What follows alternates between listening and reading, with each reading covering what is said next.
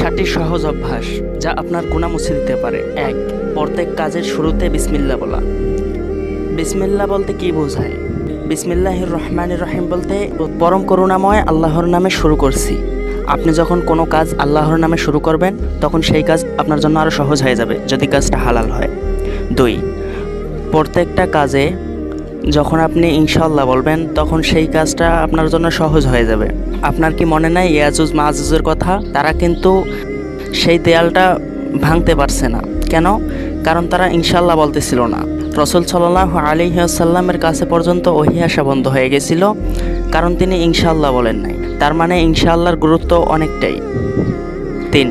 প্রত্যেক কাজের শুরুতে আলহামদুলিল্লাহ বলা বা প্রত্যেক কাজের সম্পূর্ণ হওয়ার পর আলহামদুলিল্লাহ বলা। আলহামদুলিল্লাহ এমন একটি শব্দ যার মাধ্যমে খুব সহজে আল্লাহর শুকরিয়া আদায় করা যায়। আপনি যখন বা আল্লাহ যখন আপনাকে একটা কাজের সফলতা দান করবে তখন যদি আপনি আল্লাহর শুকরিয়া আদায় করেন তাহলে আল্লাহর সেই নেয়ামত আরও বাড়িয়ে দেন। রাসূল সাল্লাল্লাহু আলাইহি ওয়াসাল্লাম বলেছেন, যে ব্যক্তি আল্লাহর রহমত পেয়ে বা আল্লাহর নেয়ামত পেয়ে শুকরিয়া আদায় করবে আল্লাহ তার নেয়ামত আরও বৃদ্ধি করে দেবে। 4. পছন্দ নেই বা প্রয়োজন নেই এমন কিছু সম্মুখীন হলে লা হাওলা ওয়ালা কুওয়াতা ইল্লা বিল্লাহ পড়া। দেখেন, হঠাৎ করে এমনও হয়ে যায় যে আমরা দূর থেকে একজনকে দেখছি, কাছে যাওয়ার পর দেখছি যে ওই মানুষটা ভিন্ন। স্বাভাবিক, এটা আমাদের মনের ভুল হতে পারে। তখন লা হাওলা ওয়ালা কুওয়াতা ইল্লা বিল্লাহ পড়া বা এইটা পড়ার কারণে শয়তান আপনার থেকে দূরে চলে যাবে। 5. সারাদিন বা রাত লা ইলাহা ইল্লাল্লাহ বলা। যত আপনি আল্লাহর জিকির করবেন আপনার অন্তর তত শুদ্ধ হবে, আপনার অন্তর তত সুন্দর হবে।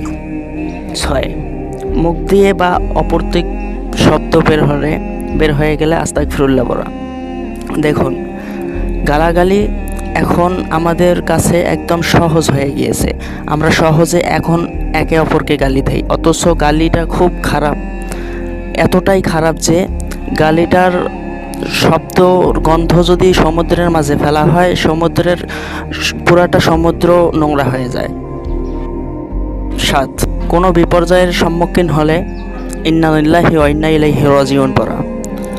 যখন কোনো বিপর্যয়ের সম্মুখীন সংবাদ শুনবো, আমাদের পারিবারিক বিপদ বা দুনিয়াবী বিপদ সংবাদ শুনবো, তখন ইন্না লিল্লাহি ওয়া ইন্না ইলাইহি রাজিউন পড়লে